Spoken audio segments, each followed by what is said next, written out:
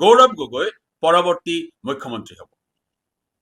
কথাটো অসমবাসীয়ে কিমান গ্ৰহণ কৰিছে সেইটো সময়ে ক'ব, যদিও এগৰাকী নিৰপেক্ষ পৰ্যবেক্ষক হিচাপে, এগৰাকী নিৰপেক্ষ সমালোচক হিচাপে আমি দেখি থকা কথাবোৰ হৈছে যে কংগ্ৰেছ অথবা ইয়াৰ সহযোগী দলসমূহে এতিয়া কেৱল জুবিন গাৰ্গৰ বিষয়টোক লৈ ৰাজনীতি কৰিব বিচাৰিছে আৰু জুবিন গাৰ্গৰ বিষয়টো লৈয়ে তেওঁলোকে এইবাৰৰ নিৰ্বাচনী বৈতৰণি পাৰ হোৱাৰ সপোন দেখিছে।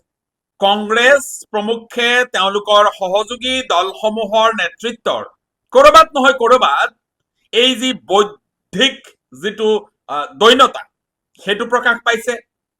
তেওঁলোকৰ ভ্ৰষ্ট আক্ৰমণ, তেওঁলোকৰ যি নৈতিক সাহস, সেইটোৰ অভাৱ আমি কৰবাত দেখিবলৈ পাইছো। জুবিন গাৰ্গক লৈ ৰাজনীতি হৈছে আৰু এই ৰাজনীতি কৰি এই দলসমূহে 2026-ৰ যিটো দিছপুৰৰ মছনদ সেয়া দখল কৰাৰ সপোন দেখিছে।